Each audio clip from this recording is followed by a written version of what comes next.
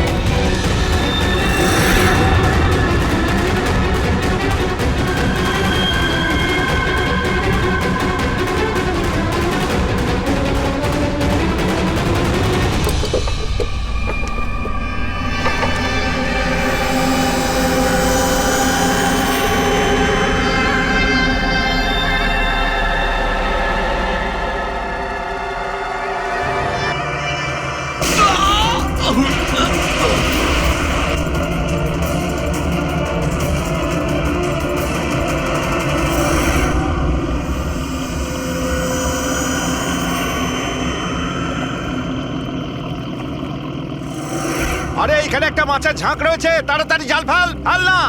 আরে তাড়াতাড়ি।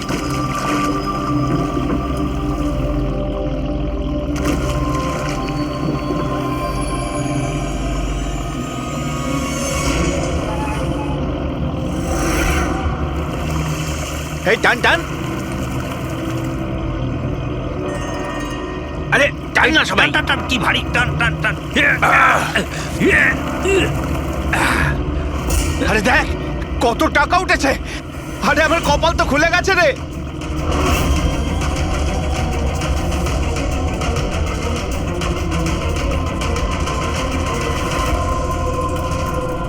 আর নে নে, জাল ফাল জাল ফাল, আরো অনেক টাকা পাওয়া যাবে।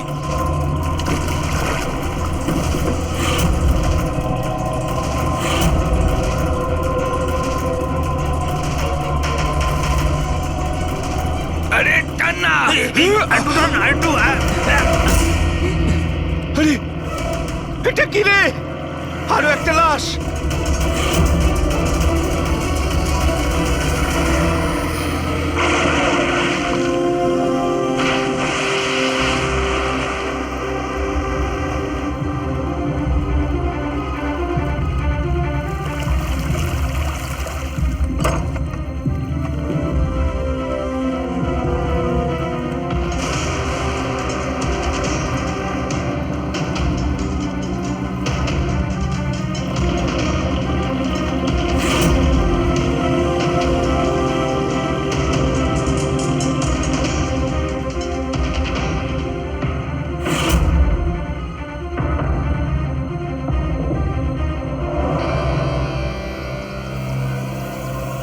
হ্যাঁ ফ্রেডি, কিছু পাওয়া গেল এদের পকেটে? স্যার এই দুটো আধার কার্ড পেয়েছি, একজনের নাম মদন আর এর নাম রাজু।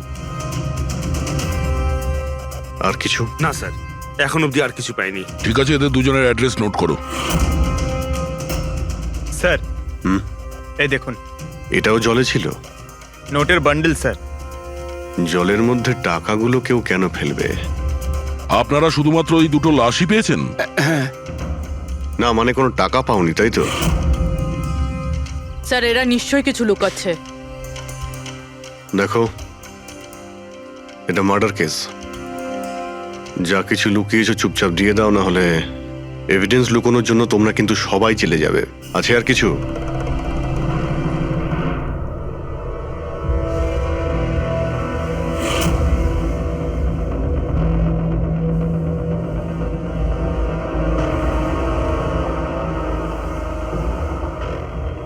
একই নদীতে এই দুজনের বডি আর এত টাকা, কোইন্সিডেন্স তো নয়।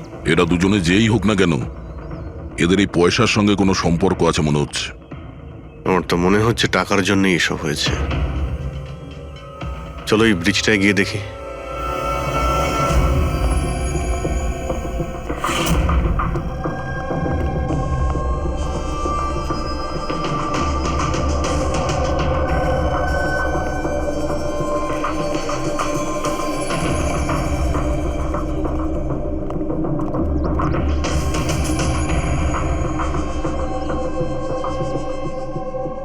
স্যার মনে হয় কোনো বড় গাড়ি এসে ধাক্কা দিয়েছে।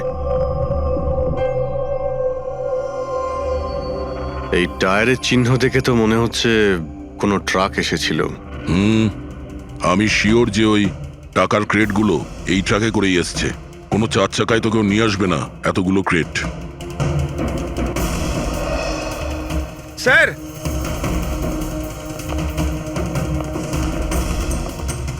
রক্তের দাগ স্যার। রক্ত? রেলিং এ রক্ত। কেউ মনে হয় দুজনকে গুলি মেরে রেলিং দিয়ে টপকে দিয়েছে নদীতে। যদি গুলি চালানো হয় তো আশেপাশে গুলি চালানোর চিহ্নও পাওয়া যাবে। দেখো তো কিছু পাওয়া যায় কিনা।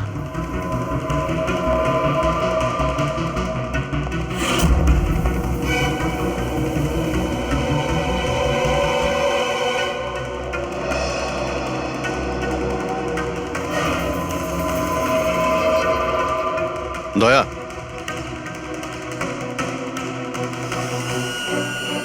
এখানে অনেকগুলো গুলির চিহ্ন দেখতে পাচ্ছি। তার মানে এখানে প্রচুর গোলাগুলি হয়েছে। মানে কেউ দৌড়ে পালাচ্ছিল আর পিছন থেকে কেউ গুলি চালাচ্ছিল। কিন্তু স্যার ওই দুটো বডিকে দেখে তো মনে হচ্ছে কেউ সামনে থেকে শুট করেছে। স্যার কিন্তু এখান থেকে কেউ কিভাবে ঝাঁপ দিতে পারে? দেখো, রক্ত ওখানেও আছে আর এখানেও আছে।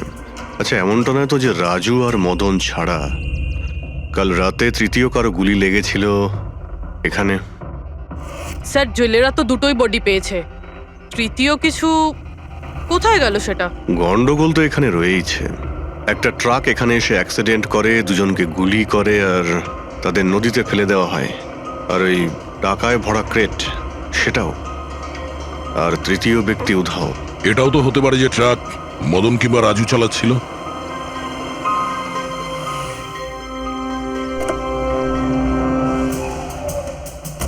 Hello officers, myself Jayant Khosla, Intelligence Bureau. এখানে কি ব্যাপারে? আমি একটা প্রায়োরিটি কেসে কাজ করছি। আমি ঠিক পেয়েছিলাম যে এখানে অনেক বড় একটা ইলিগাল কনসাইনমেন্ট আসার কথা। আমি আশপাশের সমস্ত মেজর হাইওয়ে আর জাংশনে চেকিং এর বন্দোবস্ত করেছি, কিন্তু লোকাল পুলিশ সেখান থেকে কিছু পাইনি। একটু খুলে বলবেন? আমি খবর পেয়েছি আপনারা কিছু ক্রেট পেয়েছেন, পুরো নোটে ভর্তি। হ্যাঁ, পাওয়া তো গেছে। আপনি একটু বলবেন যে আপনি কোন কেসে কাজ করছেন? আমরা এখানে টাকা ছাড়া দুটো ডেড বডিও পেয়েছি। এদের মধ্যে কি কোনো কানেকশন আছে নাকি? তার আগে আমাকে ওই নোটগুলো দেখতে হবে, তারপরেই হয়তো আমি আপনাদের কিছু বলতে পারি। ঠিক আছে, চলুন আমাদের সঙ্গে।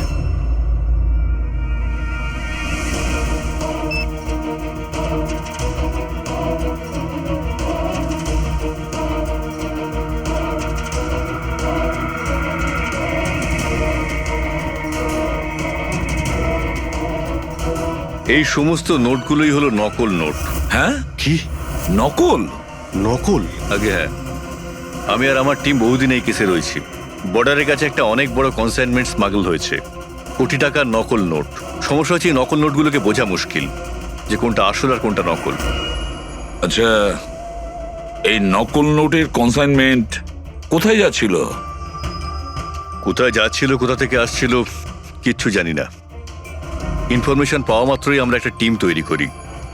অফিসার বলজিৎ ওই টিমটা লিড করছিল। কোনো গ্যাং কারোর উপর সন্দেহ আছে আপনার? আগে হ্যাঁ, বলজিৎ একটা গ্যাংকে সন্দেহ করত। ও পুরো প্ল্যানিং করেছিল সেখান থেকে কিছু ইনফরমেশন বার করার, কিন্তু ওর উপর অ্যাটাক হয় আর ওকে গুলি করা হয়। ও, তাহলে বলজিৎ বেঁচে আছে, এখন হসপিটালে আছে, ক্রিটিক্যাল কন্ডিশন। অবিনাশকেও বলজিতে হায়ার করেছিল এই কেসের জন্য,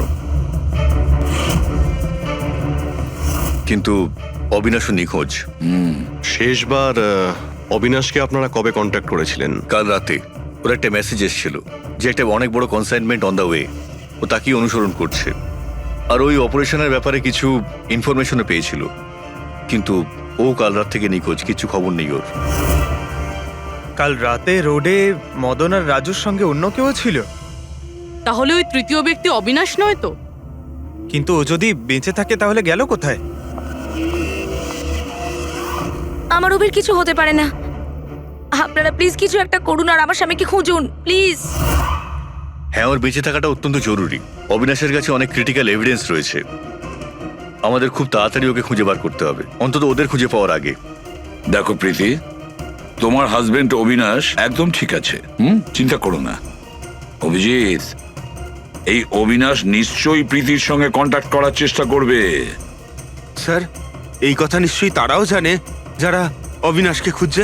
হ্যাঁ, আর অবিনাশকে খোঁজার জন্য ওরা এটার সুযোগও নিতে পারে। মানে প্রীতি প্রাণের সংশয় আছে। স্যার, যতক্ষণ না অবিনাশকে পাওয়া যাচ্ছে, ও যদি বিরতে থাকে তাহলে সেফ থাকবে।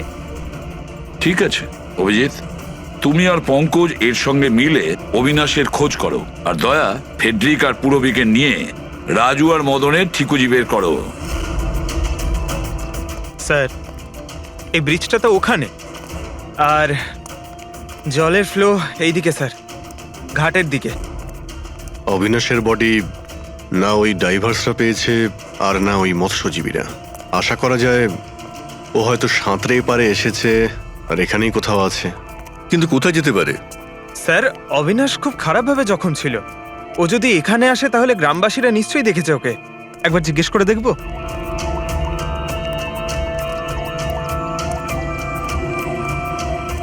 আরে ভাই শোনো একটু। হ্যাঁ আমরা সিআইডি থেকে। হ্যাঁ আরে ভয় পেও না, একটা লোককে পাওয়া যাচ্ছে না, তাকে আমরা খুঁজে বেড়াচ্ছি, একটু সাহায্য করো আমাদের। আচ্ছা স্যার।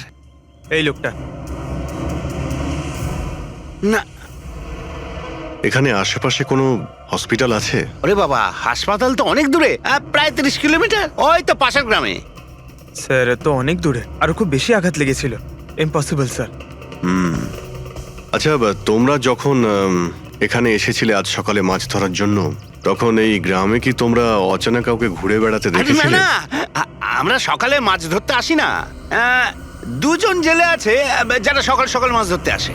কিন্তু স্যার, আসল কথাটা হলো যে ওদের মধ্যে যদি কেউ কিছু পেতো তো সারা গ্রাম জেনে যেত সেটা। আরে দাদা, সেটা আমরা খুঁজে বের করে নেব, তুমি শুধু ওদের সঙ্গে দেখা।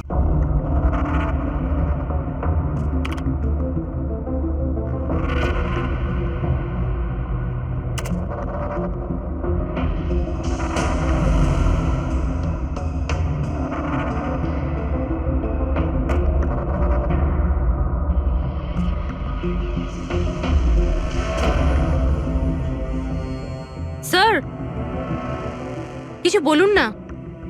এক মিনিট। সারিকা, এই কাপড়ে তো কিছু পাওয়া গেল না, কিন্তু এই যে ক্রেটগুলো আছে না, এই ক্রেটস থেকে নিশ্চয়ই কিছু পাওয়া যাবে। কি? এই দেখো, mercury, nitrogen oxide, sulphur peroxide, আরো অনেক ধরনের কেমিক্যাল রেসিডিউস এর মধ্যে থেকে। তার মানে এই ক্রেটস এমন জায়গা থেকে এসেছে যেখানে এইসব কেমিক্যাল পাওয়া যায়। এরকম কোন জায়গা হতে পারে? মনে হচ্ছে আমি জানি। কারণ আমি অনেকবার পড়েছি যে কিছু লোকের লাংসের মধ্যে এই সমস্ত ধরনের কেমিক্যাল রেসিডিউস থাকে। আর জানো, ওই লোকগুলো কোল মাইন্সের আশেপাশে থাকে অথবা কোল মাইন্সে কাজ করে, কারণ এই সমস্ত ধরনের রেসিডিউগুলো হচ্ছে কোল মাইন্সের বাই প্রোডাক্ট। এগুলো তার মানে কোনো কোল মাইন্সের পাশে রাখা হয়েছিল। কিন্তু সারিকা, প্রশ্নটা হচ্ছে এই যে এই ধরনের কোল পাওয়ার প্ল্যান্ট এই শহরে আছে কোথায়? আছে তো স্যার, মানে শহরে নেই, কিন্তু শহরের একটু বাইরেই। ওকে, জানতে শুধু এটাই হবে যে এই ক্রেটস ওখান থেকে ট্রাকে কি করে এলো। Right your Sarika, right. এটা খোঁজ নিতে হবে যে এই ক্রেটস গুলো কোল মাইন্স থেকে ওই ট্রাকে এলো কি করে। স্যার, শঙ্কর আর রঘু এই দুজন লোক, ওরা সকাল সকাল বোট নিয়ে বেরোয়। শঙ্কর সে তো তার গায়ে গেছে, আর রঘু রইল যে সকাল সকাল বোট নিয়ে বেরোয়। রঘুকে জিজ্ঞাসা করে দেখুন, হয়তো কিছু পেতে পারেন। আসুন স্যার, এই তো এই পাশেই ওর বাড়ি। এইটা হচ্ছে ওর বাড়ি। এই রঘু, এই দেখ কারা এসেছেন। এই রঘু, দরজাটা খোলা, তোর সঙ্গে কথা বলতে এনারা এসেছেন। আরে কি করছিস কি? আরে কি হয়েছে, বাড়িতে নেই নাকি? আরে আমি ডাকছি তো। আরে মরণ দশা গেলি কোথায়? এই রঘু, কি হয়েছে? কি হয়েছে?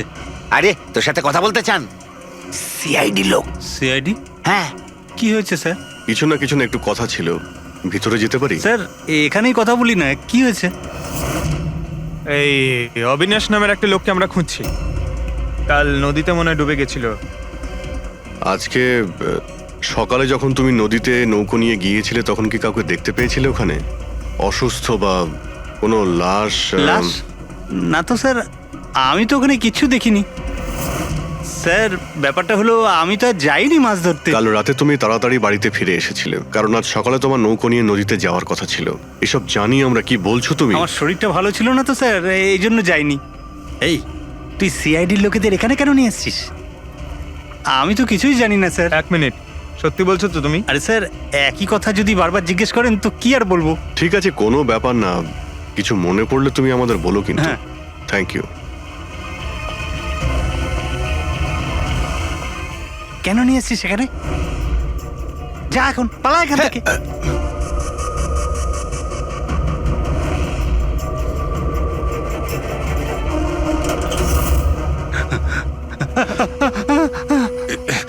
ভালো হয়েছে তুই মুখ খুলিসনি। আমি কিচ্ছু করিনি, আমায় ছেড়ে দাও। সেদিন তুই যদি ওই বেটাকে ওইখানেই খতম করে দিতিস তাহলে তো ঝামেলাই হতো না, বুঝলি? কিন্তু না, তোকে তো ওকে বাঁচাতে হতো। আমি কি করে জানবো যে আমি ভাবলাম। এই,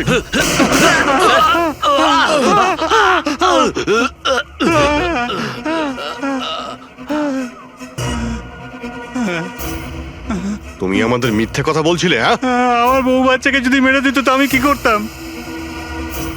ওই লোকটাকে তুমি দেখেছিলে? হ্যাঁ, আমি তো বার করে আনলাম ওকে। কোথায় ও? আমি কি জানি, মলম টলম লাগিয়ে আমি ঘরে শুয়ে এসেছিলাম, ঠিক হয়ে গেল আর জানতেই পারিনি কখন উঠে চলে গেছে। কি? কোথায় গেছে ও? স্যার, আমি আর কিচ্ছু জানি না, আমি কোত্থেকে বলবো? স্যার এবার কি করব?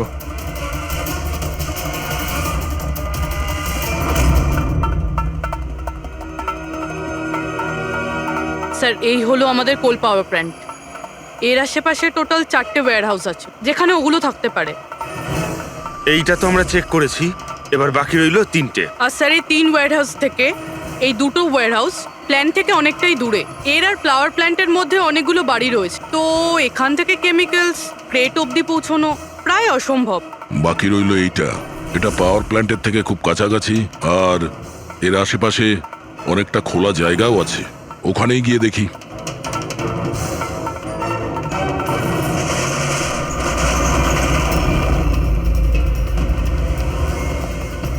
আপনারা কারা? কেন? তোমাদের মিশনে ডিস্টার্ব করলাম না তো? মিশন? নাটক করো না, আমরা সব জানি তোমরা কিসের বিজনেস করছো। বিজনেস? এটা আপনি কি এসব আপনারা কি? এখানে ফল আর সবজির কাজ হয় স্যার। ক্রেট চেক করো। আপনারা কারা? হ্যাঁ, 1 মিনিট, নিজের জায়গায় দাঁড়িয়ে থাকো। সিআইডি থেকে আসছি আমরা। না স্যার, এখানে কিছুই নেই? না স্যার। স্যার এখানে সবজি টবজিরই বিজনেস হয় স্যার। আমরা তোমাদের এই ক্রেটে জাল নোট পেয়েছি। হ্যাঁ জাল নোট? হ্যাঁ, জাল নোট। এখন ঠিকঠাক বলো যা কিছু জানো। হ্যাঁ, স্যার আমি বুঝতেই পারছি না আপনারা কি বলছেন। আমি যতদিন ধরে এখানে কাজ করছি ততদিন ধরে সবজি আর ফলই এখান থেকে নিয়ে যাওয়া হয়। হ্যাঁ স্যার, ফল আর সবজিরই কাজ হয় এখানে স্যার। এই দুজনকে চেনো? আরে এরা হলো রাজু আর মদন, আমাদের ট্রাক ড্রাইভার্স। কিন্তু স্যার এদের হয়েছেটা কি? এদেরকে কেউ খুন করেছে। স্যার আমি সত্যি বুঝতেই পারছি না যে আপনারা কি বলছেন। এখান থেকে যে কোনো মাল যা ট্রাকে লোড করা হয় তুমি নিজে চেক করো? হ্যাঁ হ্যাঁ স্যার, আমি প্রত্যেকটা ক্রেট নিজে চেক করি। এক একটা ক্রেট নিজে চেক করো? হ্যাঁ ইয়েস স্যার।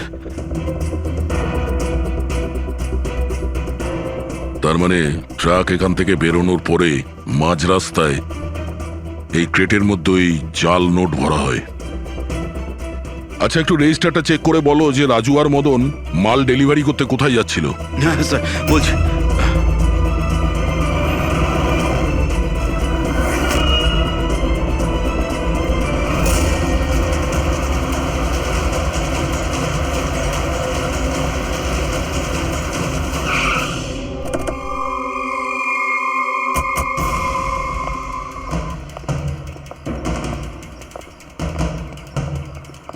স্যার রেজিস্টারে তো এই অ্যাড্রেসই দেওয়া ছিল।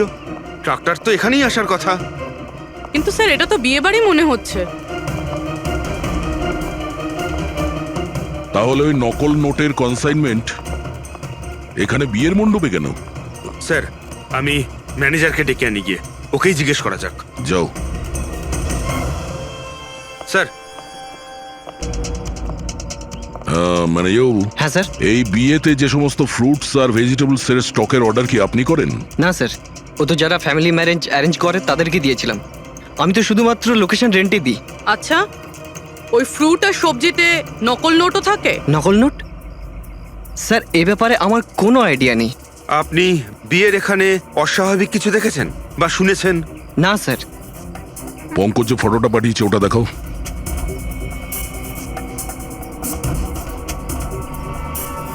এদের দুজনের মধ্যে কাউকে দেখেছিলে এখানে? না স্যার। স্যার এখানে তো বিয়ের আড়ালে অন্য কিছুই চলছে। আমি কি বলছিলাম স্যার, একবার বরবধূকে গিয়ে ডিস্টার্ব করা যাক। কাল এখানে যাদের বিয়ে হয়েছিল ওদের পুরো ডিটেল চাই আমার। Okay sir. বুঝতে পারছি না অবিনাশ আহত অবস্থায় কোথায় যেতে পারে, আর ও এখনো কারোর সঙ্গে কন্ট্যাক্ট কেন করেনি। আমি তো বুঝতে পারছি না কাকে ভরসা করব কাকে করব না। যতক্ষণ না আমরা ওকে খুঁজে পাচ্ছি ততক্ষণ আমাদের শান্তি নেই। একটা তো ফোন করতে পারতো আমাকে, কি জানি এখন কোথায় আছে। দেখো প্রীতি, আমার মনে হচ্ছে ও তোমাকে এই জন্যই ফোন করেনি, কারণ ও চায় না যে তুমি যাতে বিপদের মধ্যে পড়ো। স্যার, স্যার ওই জেলের বাড়িতে যে লোকটা মারা গেছিল ওর ফোন আমি অনেকক্ষণ ধরে অ্যানালাইজ করছিলাম। তো কিছু পেলে? স্যার খুব অসুবিধে হচ্ছিল কারণ ফোন খালি ছিল, সব ডিলিট করে দিয়েছিল। কিন্তু স্যার আমি সফটওয়্যার দিয়ে সব রিকভার করে নিয়েছি। মানে যখন আপনি মেসেজ ডিলিট করেন ফোল্ডার থেকে তো মেসেজ ডিলিট হয়ে যায়, কিন্তু ব্যাকআপ ফাইলে গিয়ে সব সেভ হয়ে যায়, সেখান থেকে রিকভার করতে পারবেন। স্যার এই দেখুন, এই এ তো কোনো কোডওয়ার্ডের মতো মনে হচ্ছে। হ্যাঁ স্যার, এটা আমি ক্র্যাক করেছি। আজ থেকে যতগুলো কনসাইনমেন্ট এসেছিল এই মেসেজগুলো সেই ব্যাপারে, কিন্তু এটা এই যে এই লাস্ট মেসেজটা দেখুন স্যার। টার্গেট 4.03। তাহলে কি 4:03 কোথাও কি কিছু হতে চলেছে? বলজিৎ হসপিটালে অ্যাডমিট, রুম নাম্বার 403। স্যার তার মানে এরা নিশ্চয়ই ওকে মারতে চাইছে। 403, আমাদের এক্ষুনি ওখানে পৌঁছতেই হবে। স্যার বেড নাম্বার 3-এর ইসিজি রিপোর্ট এসে গেছে। বাকি সব রিপোর্টগুলো কিন্তু আমার 3 ঘন্টার মধ্যে চাই। Okay sir. Sir thank you so much, আপনি আমার ভাইয়ের প্রাণ বাঁচিয়েছেন। Thank you so much.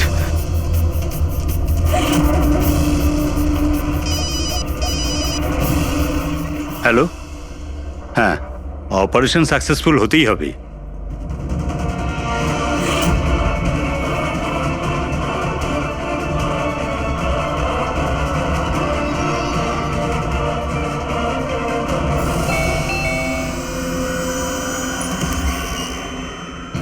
Binoy, yes আপনারা আমরা সিআইডি থেকে আসছি। ভয় পাবেন না, নতুন নতুন বিয়ে হয়েছে না আপনার, তাই আমরা শুভেচ্ছা জানাতে এলাম। By the way, congratulations. আমাদের বিয়ে তো 5 বছর হয়ে গেছে। আপনার স্বামীর বিয়ে তো কালকেই হয়েছে, ওই প্যারাডাইস হলে, কি যেন সুরভির সাথে। কি কি হচ্ছেটা কি? হ্যাঁ, না, কোন বিয়ে? তুমি আরেকটা বিয়ে করেছো? আচ্ছা, তাহলে ওই মেয়েটা তোমাকে ফাঁসিয়ে দিল, তাই তো? তুমি কি বলছো? এসব কিছু হয়নি। আমার কথাটা তো শোনো। আমরা ওটাই শুনতে এসছি। হ্যাঁ, কি চলছে? দেখুন দাদা, আবার এটা বলবেন না যেন যে আপনার নাম বিনয় কুমার নয় আর আপনার বিয়ে প্যারাডাইস হলে হয়নি, বুঝেছেন? তোমার বিয়ে যদি 5 বছর আগে হয়েই থাকে, তাহলে কাল যেটা হলো সেটা কি? ভালো সুযোগ আছে, আমাদের আর নিজের বউকে সত্যি কথা বলে দাও যে সত্যিটা কি। ওই বিয়েটা নকল ছিল। নকল বিয়ে? এই নকল বিয়ে আবার কিরকম হয়? সব দেখানোর জন্য। আমি তো কাউকে চিনতামও না, এমনকি যাকে বিয়ে করেছি সেই মেয়েটাকেও নয়। বিয়েটা তো একটা প্ল্যানের অংশ ছিল। কিরকম প্ল্যান? সেসব আমি জানি না, সত্যি বলছি। আমি কাজ করার জন্য টাকা পাচ্ছিলাম, ধার শোধ করার জন্য আমার টাকার প্রয়োজন ছিল। আমার মনে হলো এই কাজটা ঠিক, ভাবলাম 2-3 ঘন্টার কাজ, তাই সেই জন্য 2 মাসে এরকম 3টে নকল বিয়ে করেছি আমি। ওই বিয়েতে অনেক বড় ক্রাইম হচ্ছিল, আর এখন তুমিও ওই ক্রাইমের অংশ। তাই যা যা জানো ফটাফট নিজে মুখ খুলে বলে দাও, না হলে তুমিও জেলে যাবে। কে তোমাকে টাকা দিয়েছিল এই কাজটার জন্য? এদের মধ্যে কেউ? না না, আমাকে তো আমার বন্ধু বলেছিল এই কাজটার জন্য। কে তোমার সেই বন্ধু, আর এখন সে কোথায়?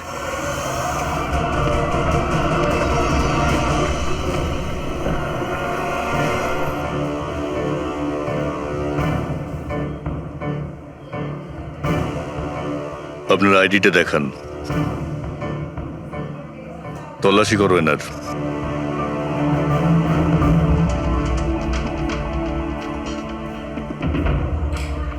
যান।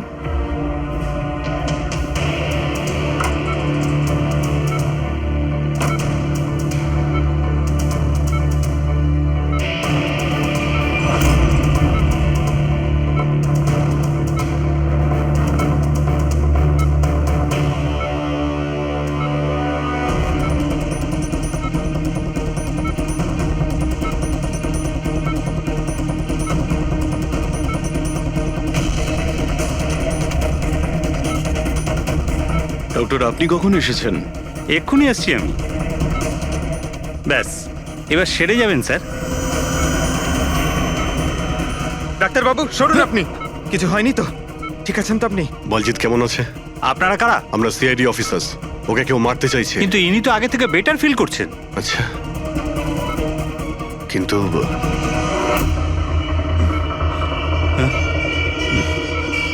ডক্টর, কি হয়েছে ডাক্তারবাবু? আরে স্যার, আরে কাউকে ডাকো। Hello doctor. আরে দেখুন দেখুন কি হয়েছে না। তাড়াতাড়ি চলো চলো।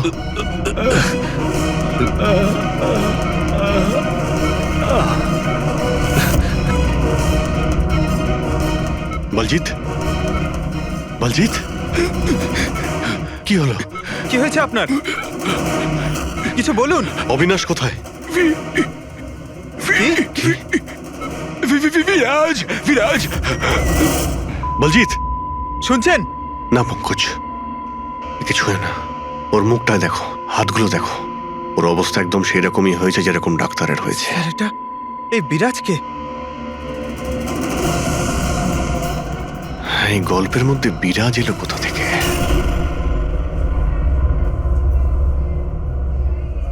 যদি একটু আগে আসতাম তাহলে বলজিৎকে বাঁচাতে পারতাম আমরা। বুঝতেই পারছি না স্যার, এই ডাক্তার আর ওর হলো কি? দুজনের মৃত্যুই বিষের কারণে হয়েছে। আমি দুজনেরই টিস্যু স্যাম্পল চেক করেছি, জায় ক্যাথলন বিষের জন্য এটা হয়েছে। বিষ?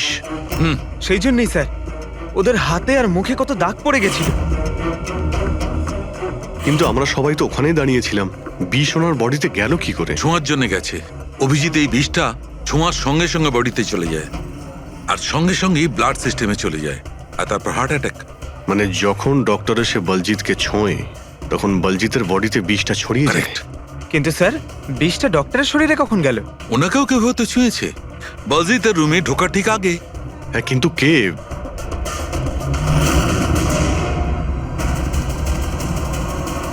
এই হসপিটালে সিসিটিভি ফুটেজ চেক করতে হবে।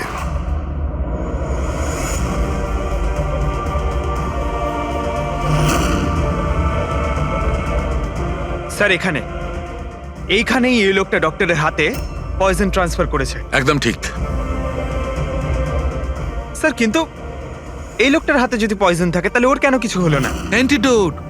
পঙ্কজ, এই লোকটা হয়তো অ্যান্টিডোট নিয়ে থাকবে। তারপরে ওই ডাক্তার ভিতরে যায় আর ও বলজিৎকে ছোঁয়ে। কিন্তু বলজিৎ মারা যাওয়ার আগে বিরাজের নাম কেন বললো? এমন ব্যাপার নয় তো যে এই লোকটাই বিরাজ? স্যার আজ পর্যন্ত আমরা কেসে যতটা এগিয়েছি কেউ কখনো বিরাজের নাম বলেনি। এই না জয়বন্ত না প্রীতি, বিরাজটা কে স্যার? যেই হোক না কেন, অবিনাশকে খুঁজতে আর এই কেসে এগিয়ে যাওয়ার জন্য ওই বিরাজকে আমাদের ধরতেই হবে। একটা কাজ করি, বলজিতের বাড়িতে যাই, যদি ওখান থেকে কিছু জানা যায়। ওং অং বর্ম ইত্যস্য প্রজাপতি ঋষি অনুষ্ঠুপ চন্দ্র পরমেষ্টি দেবতা বিষ্টরাসনদানে বিনিয়োগ ওং অং বর্ম সজতানাং বিদ্যুৎ। বন্ধ করো এই নাটক, সরে যাও। কে আপনারা? এইভাবে বিয়েতে বাধা দিচ্ছেন কেন? সিআইডি আমাদেরকে আপনার বন্ধু পাঠিয়েছে, বিনয়। এই নাটকটাকে এখানেই বন্ধ করবে নাকি লকআপে গিয়ে? এই যে পুরুষ মশাই এদিকে আসুন, আর এই যে বরবউ অনেক বিয়ে করেছো, এদিকে এসো। কি হচ্ছে এগুলো? স্যার, আমি কোনো পণ্ডিত নই। আমি তো টাকা পেয়েছিলাম এই মন্ত্র পাঠের জন্য। আমি নিজেই এর মানে জানি না। আমাকে বললো যে এদের দুজনের বিয়ে দিয়ে দিতে হবে। আর আপনাদেরকেও টাকা দেওয়া হয়েছিল? আমাদের বরবউ সাজার জন্য টাকা দেওয়া হয়েছিল। পুরোহিত নকল, বড়বউ নকল। আর আপনারা কি পেয়েছেন? হ্যাঁ, সত্যি সত্যি বলো, নাহলে এখানে যতগুলো আছো সবাই ভেতরে যাবে। স্যার, আমায় তো শুধু এই রিটার্ন গিফটটা দেওয়া হয়েছে।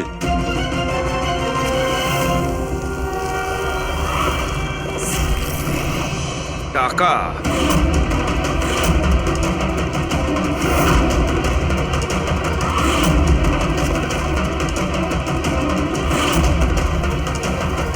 কোন খুশিতে টাকা দেওয়া হচ্ছে আপনাদের? এতগুলো গেস্টের কাছে রিটার্ন গিফটের এতগুলো টাকা? কেউ মুখ খুলবেন? আমি কিচ্ছু জানি না স্যার।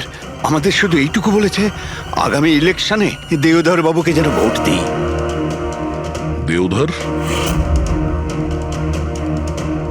স্যার এখানে তো অনেক বড় পলিটিক্যাল স্ক্যাম চলছে। টাকা দিয়ে ভোট কেনা হচ্ছিল? তার মানে এই সমস্ত প্ল্যান এই দেওধরের।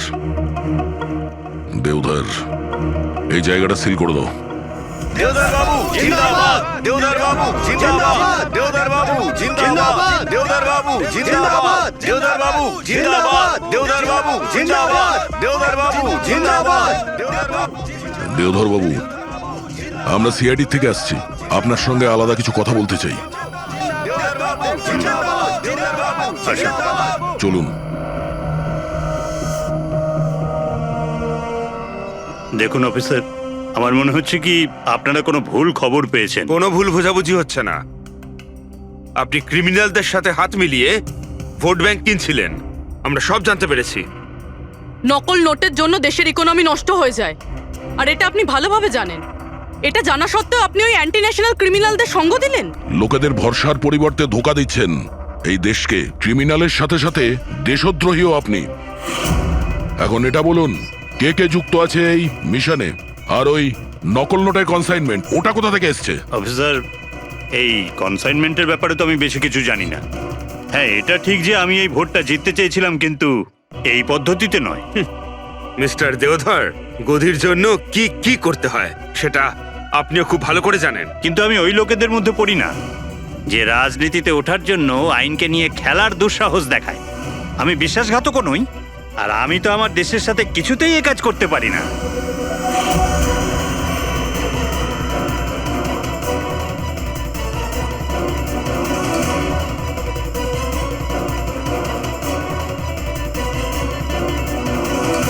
এ তো ওই লোকটা। তোমরা কিচ্ছু করতে পারবে না আমাদের। পুরো বাড়ি খুঁজলাম স্যার, এখানে বিরাজ নামে তো কেউ থাকে না। আমরা শুনতে কোথাও ভুল করিনি তো? 100% বিরাজের নামই বলেছিল বলজিৎ। খোঁজো, কিছু না কিছু তো অবশ্যই পাবো। দেওধর বাবু, এই ফটোতে আপনার পেছনে যে দাঁড়িয়ে আছে আমাদের টিমের সাথে এনকাউন্টারেও মারা গেছে, আর এই প্ল্যানেও ইনভলভ ছিল। এবার আপনি বলবেন আপনি একেও চেনেন না? ইয়েস স্যার, আমি এই লোকটাকে চিনি না। অ্যাকচুয়ালি ব্যাপারটা হচ্ছে স্যার, আমার যতগুলো ফাংশন হয় সবই আমার ম্যানেজার সমীর অর্গানাইজ করে থাকে। আর ইনি কেন, এর পিছনে বসে থাকা কাউকেই আমি চিনি না। আরে এই মহাশয়ের নামই তো আমি কখনো শুনিনি। আমাকে বিশ্বাস করুন স্যার, প্লিজ। স্যার, আবার এরকম ব্যাপার নয় তো যে এই পুরো প্ল্যানটা সমীরের? হতে পারে। দেওধর বাবু, এই সমীরকে ফোন করে আপনি এখানে ডাকুন এক্ষুনি, এই মুহূর্তে। আর হ্যাঁ, ওর যেন সন্দেহ না হয়।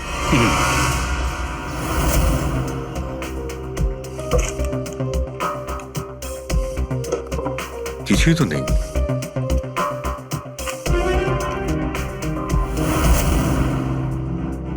অফিসার বলজিৎ আর তার টিমের মিশন সফল।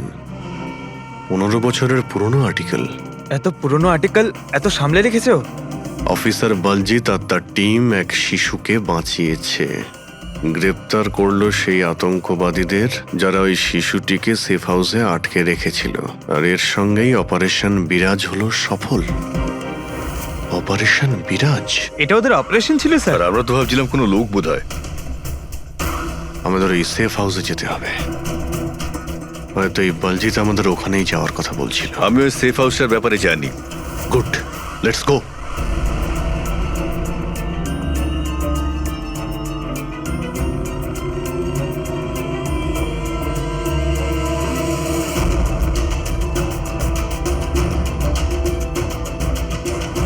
সমীর আমার ফোনটাই তুলছে না। সত্যি কথা বলছি ম্যাডাম।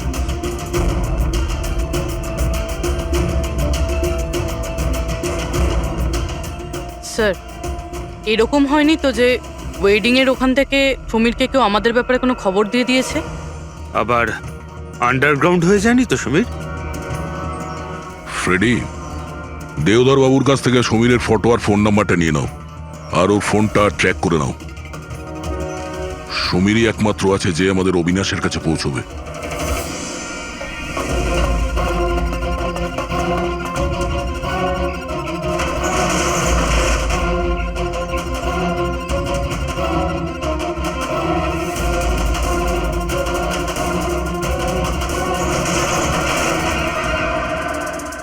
এই কে ওখানে?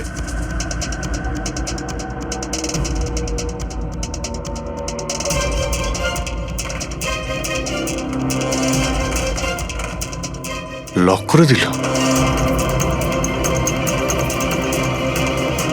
ওইদিকে।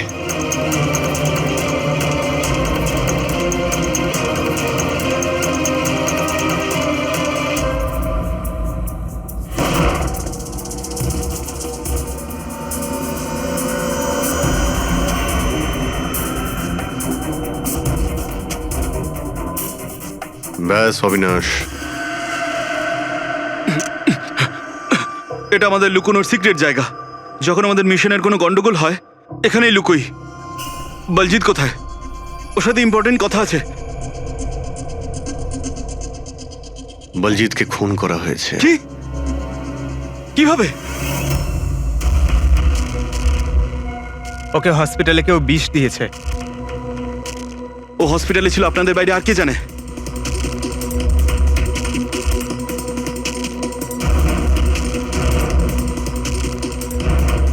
তুই? অবিনাশ, তুই পাগল তো হয়ে যাও না তুমি? তুই খুন করেছিস না? আরে আমি কেন বলজিৎকে মারতে যাব? তাহলে কে করেছে? যদি আমাদের মধ্যে কেউ ইনভলভ না থাকে তাহলে আমাদের টপ সিক্রেটটা কে বাইরে বার করেছে? তুই করেছিস। এমনিতেও বলজিৎকে তুই পছন্দ করতি না। এই বাইরে কথা বন্ধ কর অবিনাশ। আর তুইও তো হতে পারিস। আর এতদিন হয়ে গেল তুই নিখোঁজ রয়েছিস। বল না এবার তুই।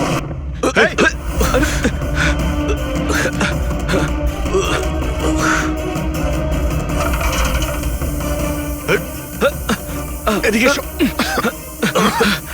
অবিনাশ!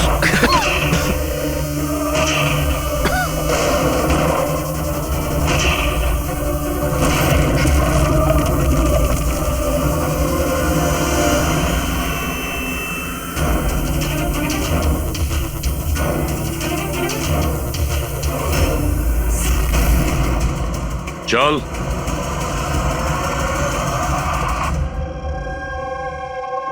আচ্ছা, সমীর। আমার যতগুলো ফাংশন হয় সেটা আমার ম্যানেজার সমীরই অর্গানাইজ করে স্যার। আর তুমি?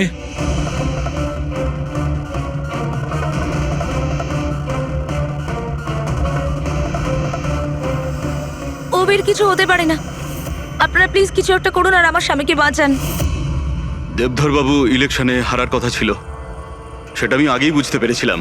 আর আমি জানতাম যে কোনো একটা সিচুয়েশনে ওনার পাওয়ারে থাকা দরকার, যাতে পলিটিক্সের গেম খেলে উনি টাকা কামাতে পারে। ব্যাস ব্যাস এই সিচুয়েশনে আমি সুযোগ নিয়েছিলাম। তুমি এটা জানতে যে দেবধরের কাছে টাকা এলে তোমার কাছেও টাকা আসবে, তাই না? প্রীতি দেবী, এত বড় ফান্ডিং এলো কি করে আপনার কাছে? আমি ফরেন বিজনেস টাইকুন স্যার কর্পোরেটদের সঙ্গেই ডিলটা করতাম। আমার টার্গেট ছিল মানি মার্কেটে যত বেশি সম্ভব নকল টাকা যাতে ছড়িয়ে দেওয়া যায়। সেই কারণেই তোমরা একে অপরকে সাহায্য করার প্ল্যান করো। তুমি ভোট কেনার জন্য টাকার সাপ্লাই শুরু করলে, আর বদলে সমীর ইনফরমেশন লিক করে তোমার আর তোমার গ্যাংয়ের খেয়াল রাখা শুরু করলো। কিন্তু অবিনাশ আমাদের গ্যাংয়ের ব্যাপারে জানতে পেরে যায় আর তাই তুমি অবিনাশ আর ওর সঙ্গীকে মারার চেষ্টা করো। আমরা বলজিৎকে আমরা সামলেই নিয়েছিলাম, কিন্তু অবিনাশ আমাদের হাত থেকে বেরিয়ে গেল, তাও আবার পুরো এভিডেন্সের সাথে। আমাদের যে কোনোভাবেই হোক অবিনাশের কাছে পৌঁছতে হতো, তাই আমি ওর স্ত্রীকে মেরে ফেলি। আর অবিনাশের বউ সেজে আমাদের সামনে চলে এসছো আর এই পুরো নাটকটা করেছো। তুমি আমাদের দিয়ে নিজের কাজ করাচ্ছিলে, কারণ তোমরা জানতে যে সিআইডি যে কোনোভাবেই হোক অবিনাশের কাছে পৌঁছে যাবে। ভালো প্ল্যান করেছিলে। আর প্ল্যান সাকসেসফুল হয়ে যেত যদি এন্ড মোমেন্টে আমাদের লোকই ভুল না করতো। রাজু আর মদন কোনোভাবে জানতে পেরে যায় যে ওদের ট্রাকে আমরা নকল টাকা নিয়ে যাচ্ছি, আর তারপর আমার এই মাথা মোটা লোকগুলো ওদেরকে ওখানেই মেরে নদীতে ফেলে দেয়। অসৎ পথে টাকা রোজগারের লোভে 5 জন নিরীহ লোকের প্রাণ নিয়েছো তোমরা, কিন্তু তোমরা ভুলে গেছো অপরাধের মেয়াদ ততটাই ছোট হয় যতটা নকল টাকার মূল্য হয়। সত্যিটা তো সামনে এসেই পড়ে। এবার জেলের গড়াদের পিছনে পৌঁছতে থাকবে, আর ততক্ষণে ফাঁসির হুকুম তো হয়েই যাবে। নিয়ে যাও এদের দুজনকে।